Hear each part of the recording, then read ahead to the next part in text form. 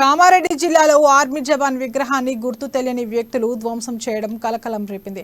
దేశం కోసం ప్రాణాలు అర్పించిన చిట్యాల గ్రామానికి చెందిన ఆర్మీ జవాన్ సిద్ధిరాములు విగ్రహాన్ని గుర్తు తెలియని దుండగులు కూల్చేస్తారు.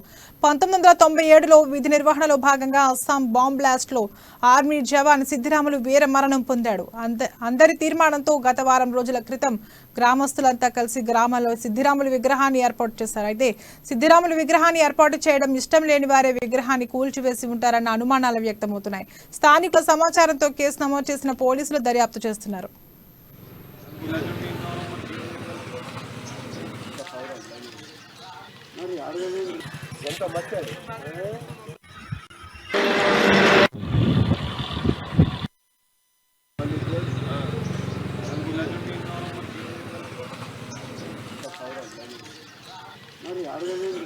ఎంత